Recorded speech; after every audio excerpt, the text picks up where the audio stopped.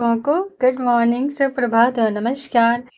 Polity घटना चक्र में अभी नेक्स्ट टॉपिक है अनुसूचियां। उसको हम लोग इस वीडियो में देखेंगे। इसके पहले 4 चैप्टर ऑलरेडी कंप्लीट हो चुका है, तो जाइए जल्दी से जाकर प्लेलिस्ट चेक करिए, ठीक है, और उसको देखिए। और थोड़ा सा टाइम टेकिंग है, तो इसको कंप्लीट करने में 1-2 महीना लग सकता है, तो पेशेंस रखिएगा, ठीक है, लेकिन कंप्लीट होगा।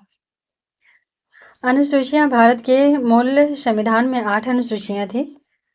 वर्तमान में 12 अनुसूचियां हैं, और पहली जो अनुसूची है वो राज्य व संघ राज्य क्षेत्र को डिनोट करती है। दूसरी अनुसूची जो है भारतीय संघ के पदाधिकारियों को मिलने वाले वेतन, भत्ते और पेंशन का उल्लेख करता है। और तीसरा जो है वो शपथ को। तो यहाँ पे थोड़ा सा कंफ्यूजन होता है याद करने में कि पहले वेतन फिर शपथ आती है। ऐसे होना चाहिए क्या, पहले शपथ फिर वेतन, लेकिन उल्टा है थोड़ा सा। तो दूसरा में पहले हो जाएगा वेतन और तीसरा में शपथ हो जाएगा। चौथी अनुसूची की बात करें तो भारत के राज्यों तथा संघ राज्य क्षेत्रों जैसे कि जम्मू कश्मीर, दिल्ली और पुदुचेरी, इन सभी राज्यों में सभा में प्रतिनिधित्व का विवरण दिया गया है चौथी अनुसूची में। ठीक है, तो जम्मू कश्मीर, दिल्ली और पुदुचेरी जो है केंद्र शासित प्रदेश हैं। इनके राज्यसभा में प्रतिनिधित्व का विवरण है, इनका राज्यसभा में किस तरह से सीटें आवंटन की जाएंगी। वहीं 5वीं अनुसूची का बात करें तो यहाँ पे एससी और एसटी के प्रशासन व नियंत्रण के बारे में उपबंध है। ठीक है, तो 5वीं अनुसूची जो है वो एससी और एसटी के नियंत्रण के बारे में उपबंध है। 5वीं अनुसूची के अधीन जो जनजातीय भूमि का खनन के लिए निजी पक्षकारों को अंतरण, अकृत और शून्य घोषित किया जा सकता है। तो 5वीं अनुसूची के अधीन जो भी जनजातीय भूमि है, जो भी खनन के लिए अगर किसी का निजी उस पर स्वामित्व है, तो उसको शून्य घोषित किया जा सकता है। वहीं 6वीं अनुसूची जो है, जिसमें 4 राज्यों, पूरब के 4 राज्यों जिसमें इम्पोर्टेंट है असम, मेघालय, त्रिपुरा और मिजोरम। असम, मेघालय, त्रिपुरा और मिजोरम। तो असम, मेघालय, त्रिपुरा, मिजोरम तो ऐसे याद होगा ना, लास्ट का 2 है, और असम, मेघालय बस।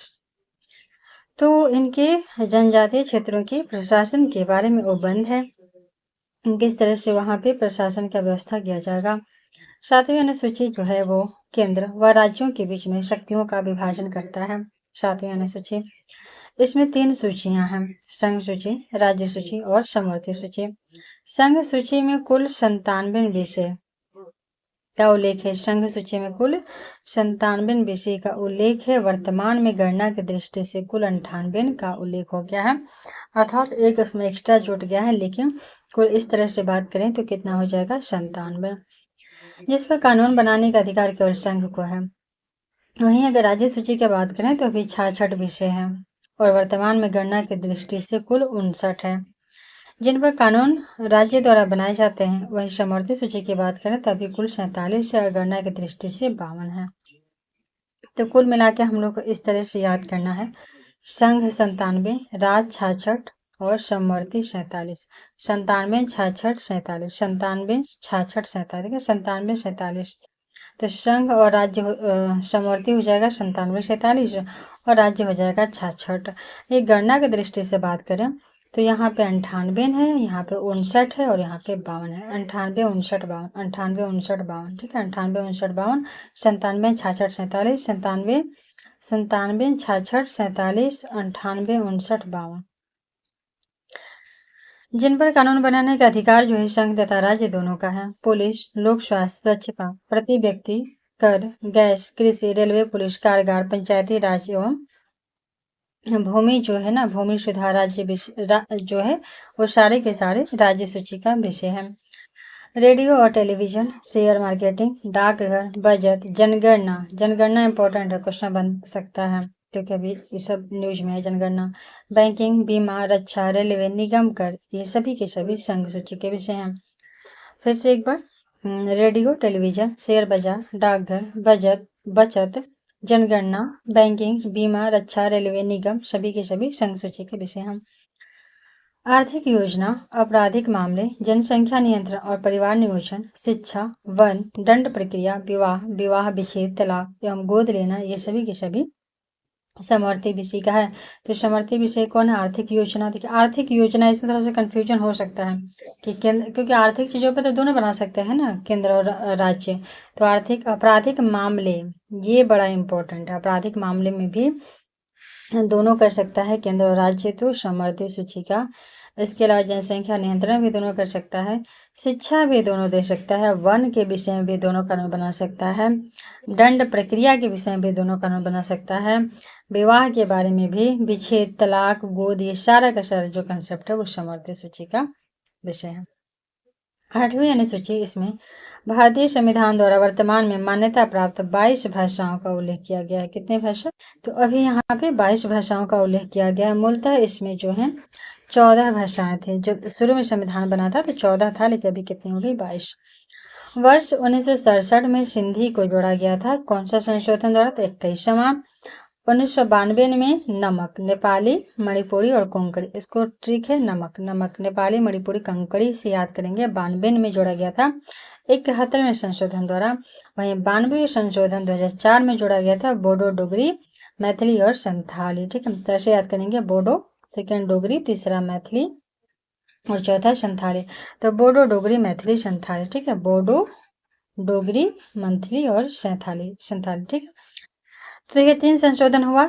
21वां, जिसमें सिंधी जोड़ा गया 1967 में। 71वां संशोधन हुआ, जिसमें नमक, नेपाली, मणिपुरी, कोंकणी जोड़ा गया और 1992 में। और उसके बाद 92वां संशोधन होता है 2004 में, जिसमें 4 भाषा संथाली, डोगरी, मैथिली, बोडो, डोगरी, मैथिली, संथाली जोड़ा जाता है। वहीं 8वीं अनुसूची में 2003 द्वारा 8वीं अनुसूची में इसको शामिल किया जाता है। ठीक, 9वीं अनुसूची विशिष्ट अधिनियम और विनियमों का विधि मान्यकरण। तो जो 9वीं अनुसूची है उसमें किसको दर्शाया गया है? तो जो भी विशिष्ट प्रकार के अधिनियम, विनिमय जो भी होगा, विधि मान्यकरण, ये सारी की सारी चीजों को 9वीं अनुसूची में दर्शाया गया है। प्रथम संविधान संशोधन अधिनियम 1951 द्वारा संविधान में शामिल 9वीं अनुसूची को भारत के प्रथम प्रधानमंत्री जवाहरलाल नेहरू के कार्यकाल के दौरान भारतीय संविधान में शामिल किया गया। वर्तमान में इस अनुसूची में लगभग 282 अधिनियम है। कितने अधिनियम हैं? 282। ठीक है, 282। 9वीं अनुसूची में 282 अधिनियम हैं। और जो 9वीं अनुसूची जो है शामिल कब किया गया था? तो प्रथम संविधान संशोधन अधिनियम 1951 द्वारा। और 282 इसमें चीजें हैं। 10वीं अनुसूची की बात करें तो यह दल परिवर्तन के आधार पर निरहरता के बारे में उपबंध करता है। जो शामिल कब किया गया था? तो 52वां संविधान संशोधन 1950। 9वीं अनुसूची पहला संशोधन संविधान संशोधन द्वारा जारी किया गया था 1951, और 10वीं जो है 52वां संशोधन 1985। 11वीं अनुसूची पता ही है सबको, 73वें संशोधन पंचायत अधिकार 1992। 12 इसमें 29 विषय हैं। 11वीं में 29 विषय हैं। 12वीं अनुसूची जो है वो 74वें संविधान संशोधन अधिनियम 1992 द्वारा संविधान में शामिल किया जाता है और इसमें 18 विषय हैं। तो 73 में 29 विषय हैं और 74 में 18 विषय। 73 में 29 विषय और 74 में 18 विषय हैं। ठीक है, दोनों 1992 में शामिल होता है। अब क्वेश्चन, प्रश्नोत्तरी। भारतीय संविधान में कुल अनुसूचियां कितनी हैं? तो इसका राइट आंसर है 12। भारतीय संविधान में कुल 12 अनुसूचियां हैं। मूलतः संविधान में 8 अनुसूचियां थी। कालांतर में संविधान संशोधन द्वारा 9वीं, 10वीं, 11वीं और 12वीं अनुसूचियों को भी जोड़ दिया गया। भारतीय संविधान में कुल अभी कितनी अनुसूचियां हैं? तो 12। निम्नलिखित कथनों पर विचार कीजिए और बताइए कि कौन सा कथन सत्य है। तो भारत के संविधान में 20 भाग हैं, बिल्कुल गलत बात है। 22 भाग हैं। भारत के संविधान में कुल 390 अनुच्छेद है, तो ये भी गलत है, 395 है। भारत के संविधान में 9वीं, 10वीं, 11वीं, 12वीं संविधान संशोधन अधिनियम द्वारा जोड़ा गया था, तो बिल्कुल सही बात है। भारत के संविधान में क्रमांक के अनुसार कुल 22 है, गणना के अनुसार अभी 25 हो गया। गणना के अनुसार 25 है। 395 अनुच्छेद है, लेकिन गणना के अनुसार 465 है। गणना के अनुसार 465 है। मूल संविधान में 8 अनुसूची था और 4 गो अनुसूची जोड़ा गया है, 9, 10, 11, 12। तो पहला संशोधन से 9वीं, 52वां संशोधन से 10वीं, 73वां संशोधन से 11वीं और 74वां संशोधन से 12वीं जोड़ा गया। 11वीं अनुसूची में 29 विषय और 12वीं अनुसूची में 18 विषय है। भारतीय संविधान के निम्न दी गई अनुसूचियों में से कौन सी एक राज्यों के नामों की सूची तथा उनके राज्य क्षेत्रों का ब्यौरा देती है? तो ये हो जाएगा पहली अनुसूची। पहली अनुसूची राज्यों, संघ राज्य क्षेत्रों के नाम एवं उनके राज्य क्षेत्र विस्तार का ब्यौरा देती है कि भारत जो है राज्यों का संघ होगा, उनका क्षेत्र के क्या क्या, कौन सा प्रांत के क्या नाम होंगे, उनका विस्तार, ये सारी जानकारी पहले देती है। दूसरी अनुसूची क्या देती है? संवैधानिक प्राधिकारों के जो भी संवैधानिक प्रमुख हैं, संस्था के जो अधिकारी नहीं कर सकते, मतलब जैसे राष्ट्रपति, प्रधानमंत्री जो भी हैं, संवैधानिक प्राधिकार, इनका वेतन के बारे में है। तीसरी इनके शपथ के बारे में। चौथी जो है राज्यसभा में स्थानों का आवंटन है, जैसे दिल्ली का, पुदुचेरी का, तो राज्यसभा चंडीगढ़ का राज्यसभा स्थानों का आवंटन के बारे में बात करता है। यदि भारत संघ के एक नए राज्य का सृजन करना हो तो संविधान के अनुच्छेद अनुसूचियों में किसी एक को अवश्य संशोधित किया जाना चाहिए। किसको? तो वो पहली को। अगर नए राज्य सृजन का बात करना हो, कोई भी नया राज्य बनाना हो, तो उसके लिए पहले अनुसूची में संशोधन की आवश्यकता है। भारतीय संविधान की चौथी अनुसूची विवेचित करती है किसको? तो राज्यसभा में स्थानों के आवंटन को। भारतीय संविधान की तृतीय अनुसूची किसको दिखाती है? तो इसका राइट आंसर हो जाएगा संघ के लिए मंत्री के जो भी पद है उनकी शपथ। बिल्कुल करेक्ट है। इसके अलावा सुप्रीम कोर्ट के मुख्य न्यायाधीश द्वारा ली जाने वाली शपथ, ये भी सही है। तीसरा कह रहा है कि भारत के राष्ट्रपति के लिए पद की शपथ का प्रारूप करता है, तो ये बात गलत हो जाएगी, क्योंकि ये तो ऑलरेडी आर्टिकल जो है ना, अनुच्छेद जो है, ये तो ऑलरेडी राष्ट्रपति की शपथ के बाद आर्टिकल में किया गया है। और चौथा कह रहा है कि संसद के सदस्य द्वारा ली जाने वाली शपथ का प्रारूप, तो ये भी करता है। भारतीय संविधान की तृतीय अनुसूची जो होती है शपथ प्रतिज्ञान के प्रारूप से संबंधित है। इस अनुसूची में निम्न के द्वारा ली जाने वाली पद तथा गोपनीयता की शपथ या प्रतिज्ञान का प्रारूप दिया जाता है। कौन कौन से शपथ इसके तहत लेते हैं? तो संघ के मंत्री, संसद के निर्वाचन के अभ्यर्थी, संसद के सदस्य, सुप्रीम कोर्ट के और भारत के नियंत्रक महालेखा परीक्षक, किसी राज्य के मंत्री, राज्य विधानमंडल के निर्वाचन के अभ्यर्थी, राज्य विधानमंडल के सदस्य और उच्च न्यायालयों के न्यायाधीश, जो कि भारत के राष्ट्रपति द्वारा शपथ या प्रतिज्ञान का प्रारूप संविधान के अनुच्छेद 60 में दिया गया है। उसी तरह से राज्यपाल, मुख्यमंत्री और प्रधानमंत्री का भी आर्टिकल में दिया गया है। यहाँ पे सूची 1 को सूची 2 से मिलान करना है, ठीक है। तो कौन सा जो था अनुसूची किससे संबंधित है? तो चतुर्थ जो है वो राज्यसभा संबंधित है, अष्टम जो है वो भाषा से है, नवम जो है भूमि सुधार से है, और षष्टम जो है वो जनजातीय क्षेत्र से है। और जनजातीय क्षेत्र 4 राज्यों के हैं, असम, मेघालय, त्रिपुरा और मिजोरम। यहाँ पे भी मिलान करना है। तो देखिए 7वीं अनुसूची किसको दिखाएगा? तो 7वीं दिखाएगा आपको विधायी शक्तियों का वितरण, अर्थात कि संघ सूची, राज्य सूची और समवर्ती सूची। 8वीं अनुसूची भाषा को दिखाएगा। 9वीं जो है वो दिखाएगा कुछ अधिनियमों का विधि मान्यकरण, और 10वीं दिखाएगा दल परिवर्तन के आधार पर निराहारता। यहाँ वही सेम चीजें हैं। तो 7वीं जो है विधायी शक्ति का वितरण, 8वीं भाषा, 9वीं कुछ अधिनियमों का विधि मान्यकरण, 10वीं दल परिवर्तन। और सूची 1 को सूची 2 से यहाँ पे मिलान करना है। 7वीं अनुसूची संघ, राज्य तथा समवर्ती सूचियां, 8वीं अनुसूची भाषा, 9वीं हो जाएगा कुछ अधिनियमों का विधि मानकर, 10वीं दल परिवर्तन के आधार। इस प्रधानमंत्री के कार्यकाल के दौरान भारत के संविधान में 9वीं अनुसूची को पुनः स्थापित किया गया था। तो जवाहरलाल नेहरू, पहला संशोधन 1951।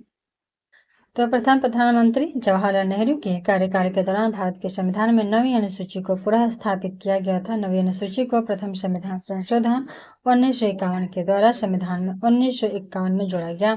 इसके अंतर्गत शामिल किए जाने वाले अधिनियमों और विनियमों के विधि मान्यकरण और उन्हें न्यायिक उन्मुक्ति प्रदान करने का बंद किया गया। इसी संशोधन से अंतः स्थापित अनुच्छेद 31 के ख के माध्यम से, ठीक है।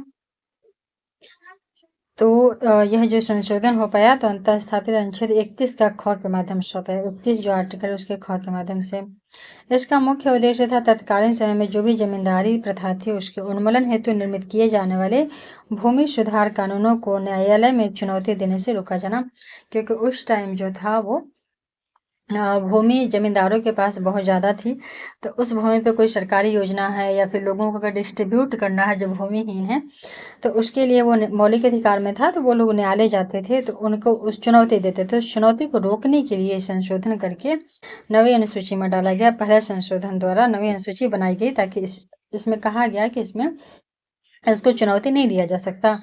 इसी उद्देश्य से राज्यों के जो भूमि सुधार कानून थे उनको संवैधानिक सुरक्षा प्रदान करने हेतु उन्हें नवी अनुसूची में शामिल किया गया ताकि ये भूमि का पूरी तरह से सुधार किया जा सके, क्योंकि देश आज़ादी से पहले वो बहुत ज़्यादा भूमि का डिस्ट्रीब्यूशन सही तरीके से नहीं था। राज्य भूमि सुधार अधिनियमों को संवैधानिक सुरक्षा प्रदान करने हेतु सम्मिलित किया जाता है नवी अनुसूची में। निम्नलिखित कथनों पर विचार कीजिए और बताइए कि कौन सा कथन इसमें सत्य है।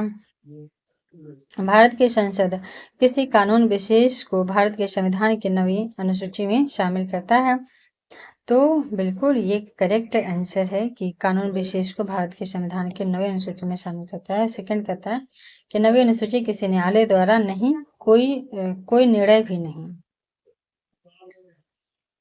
तो ये बातें, तो यह गलत है। अब जो गलत है इसको डिटेल में आइए हम लोग समझते हैं। भारतीय संविधान प्रथम संशोधन अधिनियम 1951 के जरिए संविधान की नवी अनुसूची तथा अनुच्छेद 31 के क और 31 के ख जोड़ा गया। तो यहाँ पे नवा अनुसूची तो जोड़ा गया है, तो उसके साथ ही अनुच्छेद 31 जो था उसमें क और ख जोड़ा गया। संसद द्वारा विधि विशेष यथा भूमि सुधार विधियां, विधि विशेष से भूमि सुधार विधियों को शॉर्ट में क्या कहेंगे, विधि विशेष। अगर विधि विशेष दे इसका मतलब समझ आना है कि भूमि सुधार की विधियां की बात की जा रही है।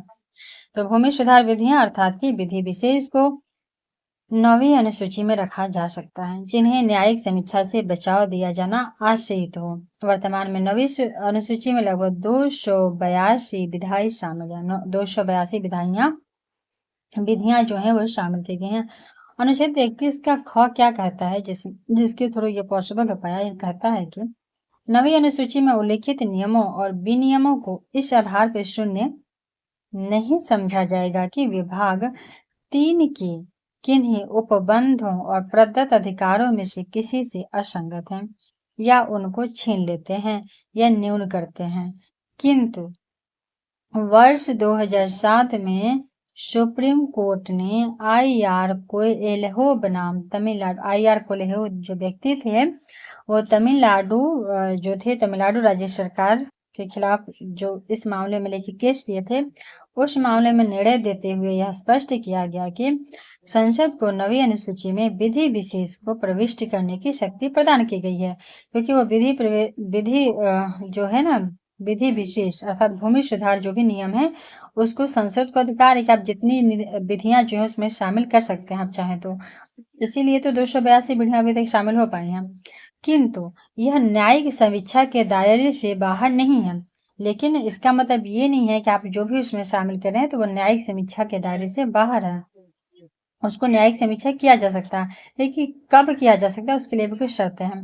न्यायालय ने निर्धारित किया कि 24 अप्रैल 1973 अर्थात केशवानंद भारती वाद निर्णय की तिथि के बाद नवी अनुसूची में शामिल किए गए विधायनों की न्यायिक समीक्षा इस आधार पर की जा सकेगी कि वे अनुच्छेद 21, 14 और 19 में प्रतिबिंबित संविधान के मूल ढांचे की अवधारणा का उल्लंघन करते हैं।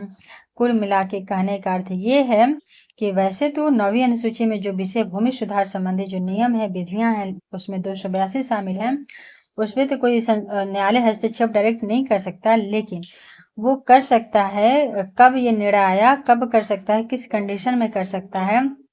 तो 31 का ख यह कहता है कि वह तब कर सकता है, एक तो वो जो उसमें विधि आप शामिल कर रहे हैं उसमें डाल रहे हैं नवी अनुसूची में, वो केशवानंद भारती निर्णय की तिथि मतलब 1973 के बाद उसमें शामिल हुआ हो, उसके पहले वाला पे नहीं होगा, लेकिन उसके बाद जो शामिल हुआ हो। और दूसरी कि वो जो विधि आप शामिल कर रहे हैं वो आर्टिकल मौलिक अधिकार 21, 14 और 19 बहुत इंपॉर्टेंट है, 14 भी बहुत इंपॉर्टेंट है और 21 भी प्राण और दैहिक वाली स्वतंत्रता भी बहुत ज्यादा इंपॉर्टेंट है। तो 21, 14, 19 अगर किसी भी व्यक्ति का मौलिक अधिकार का हनन होता है ऐसी विधियों के लिए न्यायालय उस पर विचार कर सकती है। ठीक। चलिए फाइनली ये डाउट जो है वो क्लियर हुआ, बहुत दिनों से डाउट बना हुआ था क्या। कोएल्हो केस भारत के संविधान की किस अनुसूची से संबंधित है, तो ये 9वीं हो जाएगा। और तमिलनाडु के सरकार के खिलाफ ये किए थे कोएल्हो केस भारत के। संघीय सूची, राज्य सूची, समवर्ती सूची में अभी कितने विषय हैं, तो देखिए संघीय सूची में है 97 है, राज्य सूची में कितना है तो 47, यहाँ पे थोड़ा सा उल्टा हो गया, नहीं समवर्ती में 47 है और राज्य में 66 है।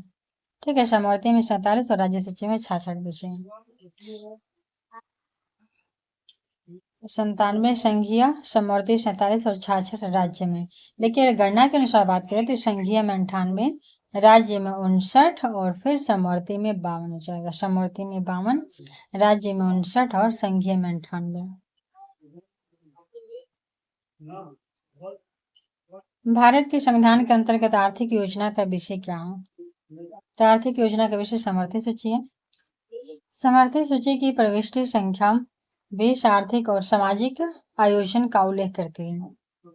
20 वो कितने 20 वो आर्थिक और सामाजिक आयोजन। धातव्य है कि इसे उपबंध के आधार पर भारत सरकार ने योजना आयोग का भी गठन किया था।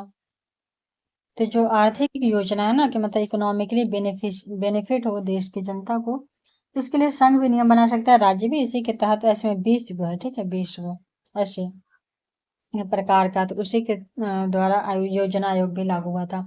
आर्थिक नियोजन जो भारतीय संविधान की सूची में शामिल है, तो बिल्कुल समवर्ती सूची में शामिल है। जानवरों के प्रति क्रूरता की रोकथाम को भारतीय संविधान की किस अनुसूची में रखा गया है, तो समवर्ती सूची में।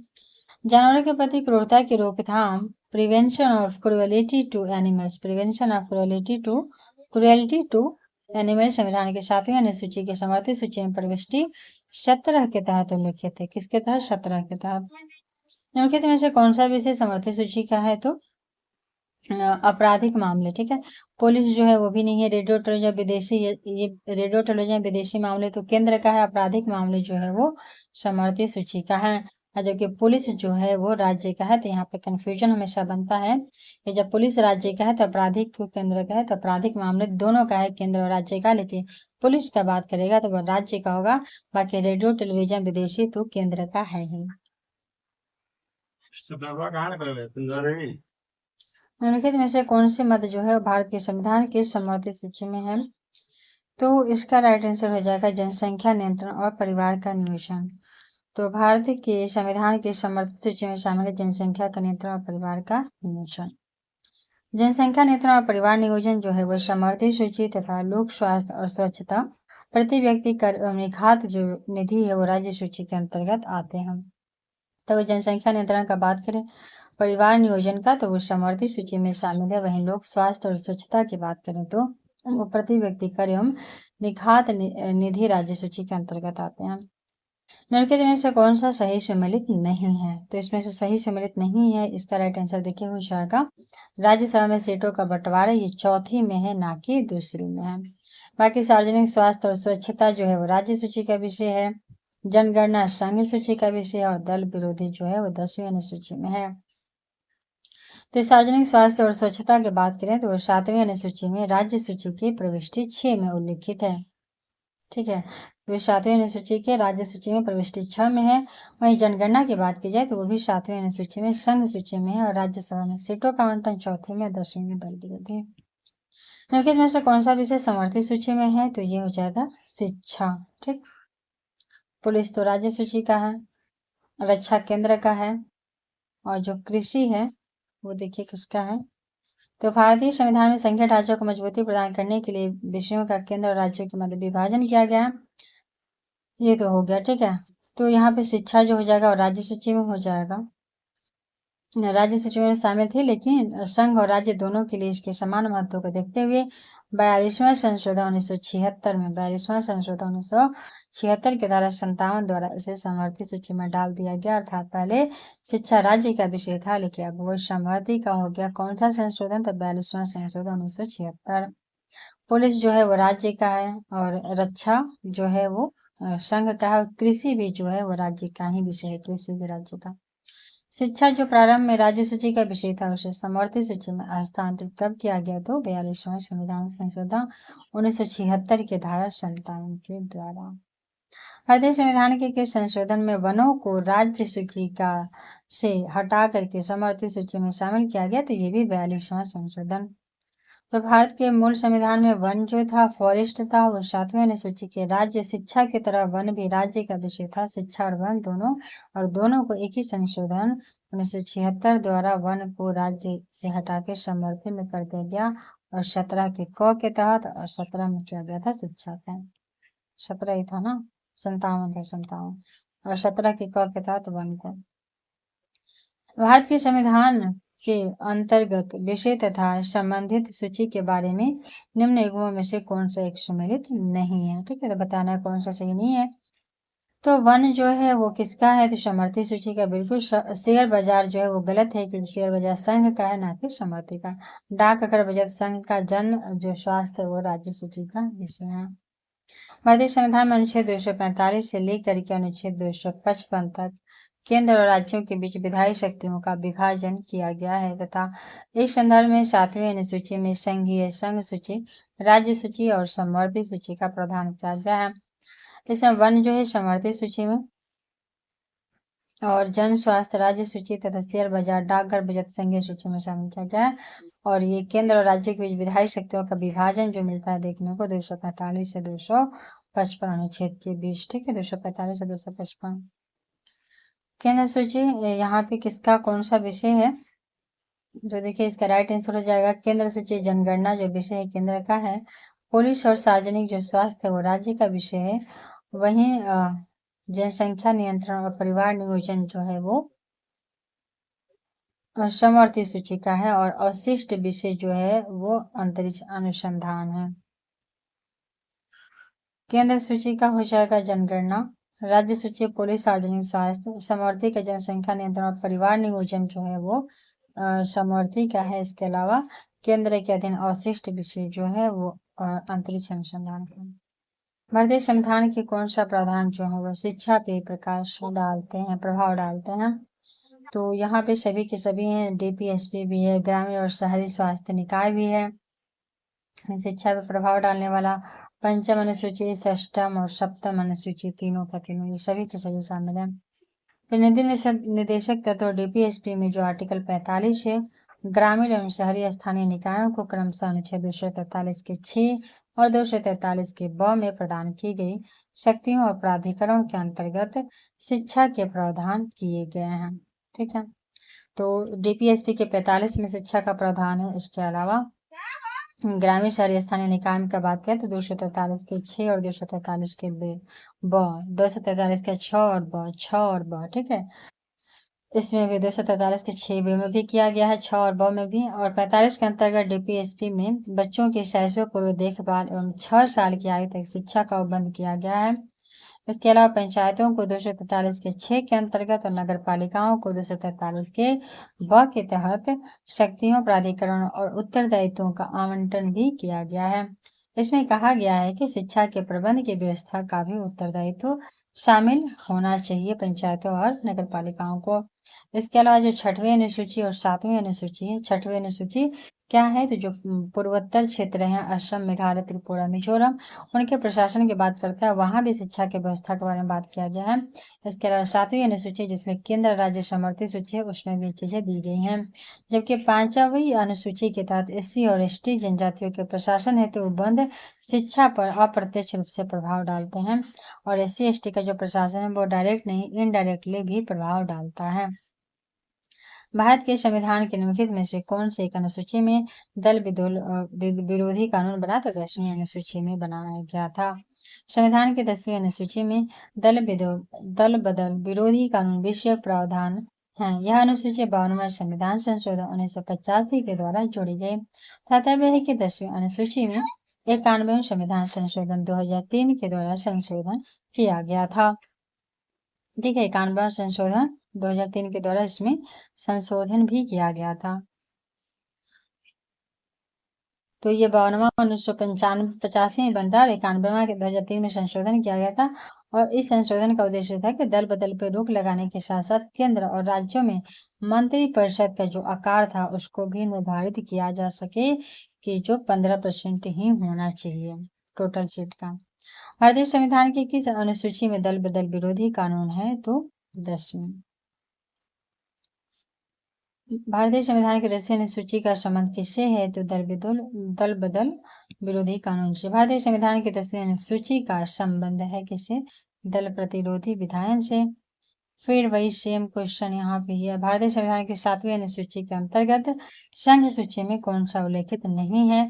तो गैस नहीं है, बाकी बीमा भी संघ, बैंकिंग और जनगणना भी जो है वो संघ सूची में दिया गया है। ठीक है, तो बैंकिंग, बीमा एवं जनगणना जो है संघ सूची में है तथा गैस जो होती है वो राज्य सूची का विषय है। गैस जो है वो राज्य सूची का विषय है। उल्लेखनीय है कि गैस और गैस संपर्क तथा प्राकृतिक गैस के राज्य में बिक्री पर कर जो है राज्य सूची में शामिल करते हैं, जबकि प्राकृतिक गैस पर उत्पाद जो शुल्क होती है वो संघ सूची का विषय है। तो अगर नेचुरल गैस का बात करें, उस पर उत्पाद शुल्क की बात करें तो उत्पाद शुल्क जो है वो कौन लगाएगा? केंद्र सरकार। तो उत्पाद जो शुल्क है वो केंद्र सरकार लगाएगा और राज्य सूची में विक्रय कर जो है राज्य सूची लगाएगा। उत्पाद शुल्क केंद्र, विक्रय कर राज्य। निम्नलिखित में से कौन सा विषय भारतीय संविधान की संघ सूची में से संबंधित नहीं है? तो कृषि हो जाएगा, क्योंकि कृषि राज्य सूची का है। बाकी रक्षा, रेलवे, वैदेशिक मामले सब के सब विदेशिक मामले केंद्र का है।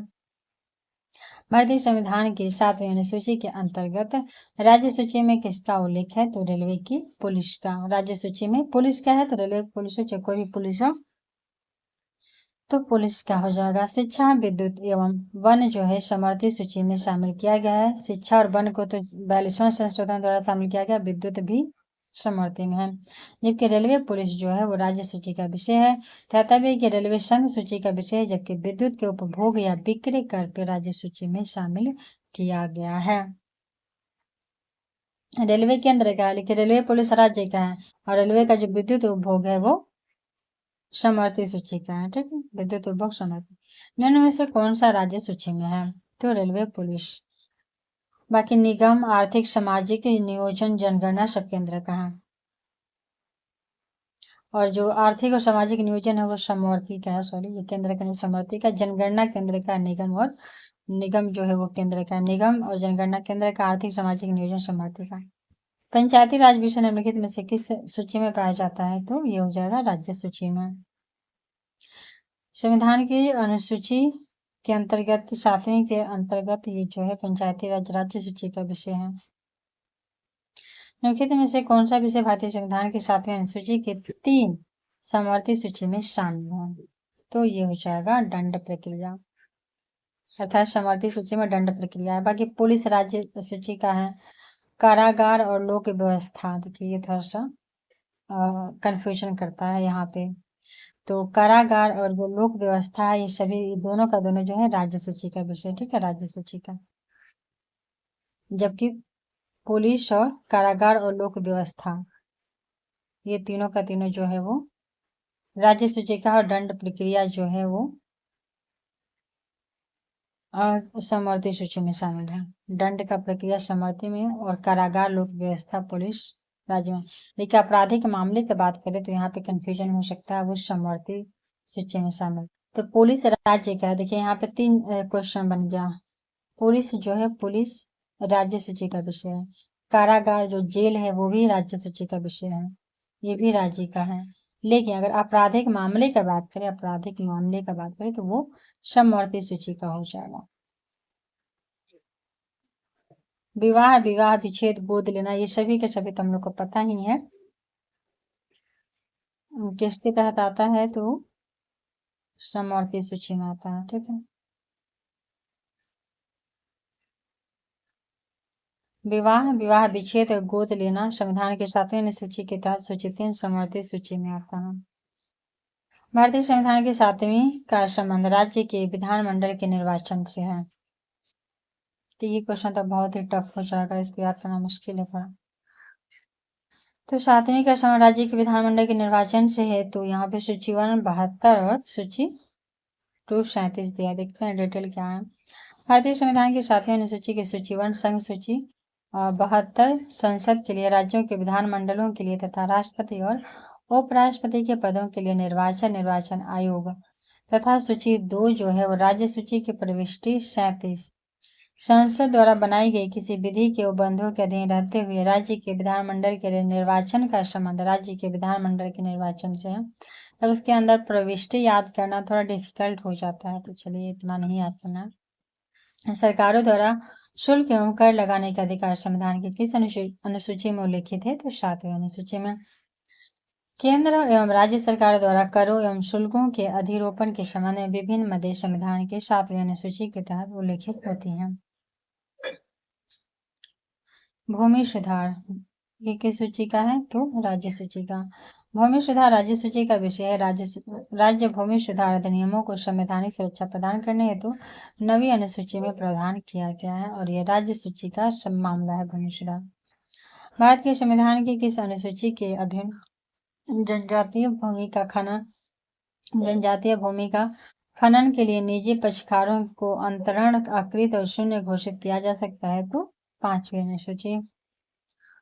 भारतीय के संविधान के किस अनुसूची के अधीन जनजातीय जो भूमि है खनन के लिए निजी पक्षकारों के लिए शून्य घोषित किया जा सकता है? 5वीं अनुसूची। वर्ष 1997 में सुप्रीम कोर्ट के 3 सदस्यीय पीठ ने समता बनाम आंध्र प्रदेश राज्य एवं अन्य के बाद में निर्णय देते हुए कहा था कि जनजातीय भूमि को राज्य सरकार या उसके एजेंसी द्वारा निजी खनन कंपनियों को पट्टी पर दिया जाना संविधान की 5वीं अनुसूची के तहत अकृत और शून्य घोषित होगा। ठीक है, तो निजी कंपनी निजी खनन के लिए ये थोड़ा सा शून्य घोषित करता है अर्थात उसको प्रभावी नहीं करता है। भारत के संविधान की किस अनुसूची में विभिन्न राज्यों में अनुसूचित क्षेत्रों के प्रशासन और नियंत्रण के लिए विशेष उपबंध है? तो 5वीं। संविधान की 5वीं अनुसूची में असम, मेघालय, त्रिपुरा, मिजोरम से भिन्न भारत के राज्यों के अनुसूचित क्षेत्रों अनुसूचित जनजाति क्षेत्रों के प्रशासन और नियंत्रण संबंधी उपबंध है। असम, मेघालय, त्रिपुरा, मिजोरम राज्य के जनजातीय क्षेत्रों के प्रशासन के बारे में उपबंध जो है 6वीं अनुसूची में है। भारत के संविधान में 5वीं अनुसूची और 6वीं अनुसूची के उपबंध में किस लिए किया गया है? तो इसलिए कि अनुसूचित जनजातियों के हितों के संरक्षण हो सके वहां पे। संविधान की अनुसूची 6 इनमें से किस राज्य में लागू नहीं होता है? तो इसका राइट आंसर हो जाएगा मणिपुर में लागू नहीं होता है। असम, मेघालय, त्रिपुरा और मिजोरम में लागू होता है। भारतीय संविधान की 6वीं अनुसूची निम्नलिखित में से किन राज्यों के जनजातीय क्षेत्रों के प्रशासन से संबंधित है? सेम क्वेश्चन, तो असम, मेघालय, त्रिपुरा, मिजोरम। भारतीय संविधान की 6वीं अनुसूची के प्रधान निम्नलिखित में से किस राज्य में लागू होते हैं? तो त्रिपुरा में।